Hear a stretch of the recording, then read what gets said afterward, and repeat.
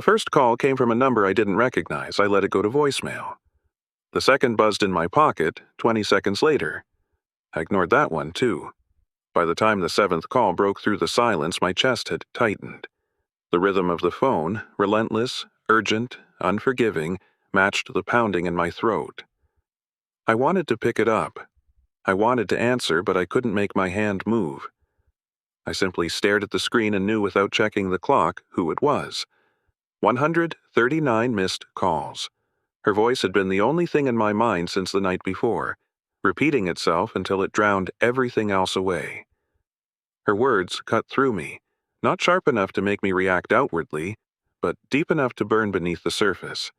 "You should be grateful I even dated you." She said it like a final statement that closed the account of us. I smiled then, small and controlled, pretending it didn't matter. Inside, however, the words smoldered, and the room still felt trapped in a replay of that evening.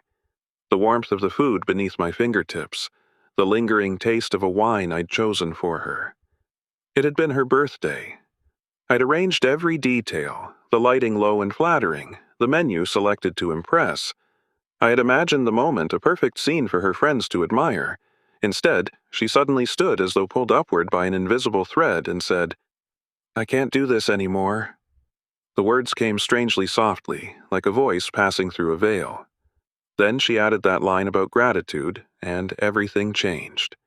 In an instant, I became irrelevant. Her friends, all those carefully chosen people whose approval she obviously wanted, stood and followed her outside as if we were acting out a scene from someone else's life. Laughter, crude and loud, filled the space she left behind. I didn't follow them.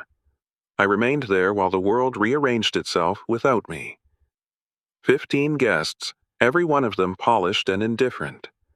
Walked away without even a backward glance. I paid the bill, the entire amount, every course, every bottle.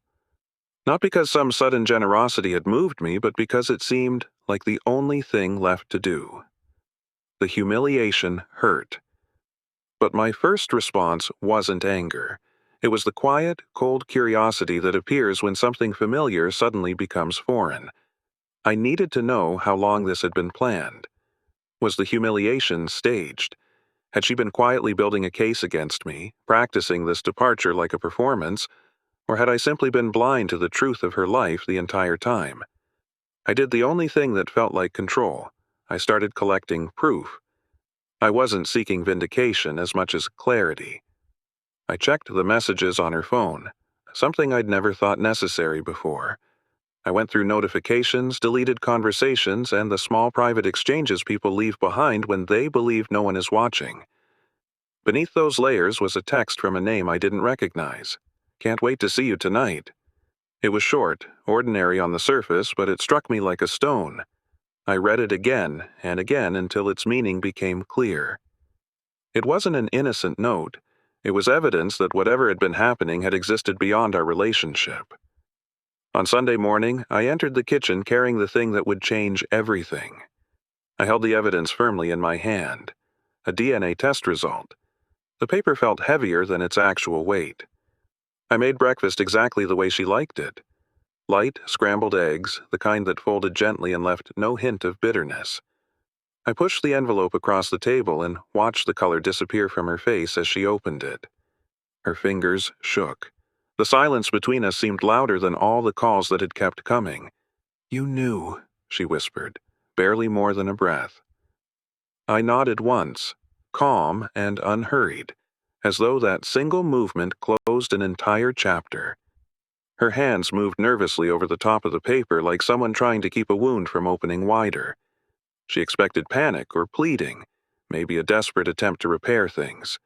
Instead, there was a calm inside me she had never seen before. I let her face the truth. I let her experience the collapse of the life she had carefully built. I didn't ask for answers. I didn't demand confessions. I placed the final decision across the table as calmly as setting down a cup. "I want a divorce," I said, my voice quiet and even. She looked as though I'd dropped her into freezing water. Her mouth opened and closed around the words she couldn't say. but I lifted a hand and stopped the flood before it could rise. There was nothing left to unravel. The choice had already been made through the hidden messages and the test results she never imagined I would uncover. After that, I walked away. The world shifted beneath her. For me, it shifted in the opposite direction. The phone continued ringing, messages stacked up in my inbox, and the day kept moving along its ordinary path for everyone else. She panicked afterward. Calls I ignored, explanations I refused to hear. Her life, once so carefully arranged, lay scattered in pieces she tried to gather into neat piles. I didn't remain to watch her clean it up. I walked away wearing the same composed expression that had carried me through the restaurant, the same look I had worn when I placed the envelope on the table that morning. There was no dramatic gesture, no final speech, only the quiet of someone who had already looked inward and realized the person they once were had disappeared. I felt nothing and everything simultaneously. Hollow, strangely free, stripped of the version of myself that had belonged to us. I was gone before she fully understood that I had truly left. And as the distance widened, the calls slowed, the messages grew less desperate, and her world, the one she had chosen instead of me, continued humming along. I never looked back.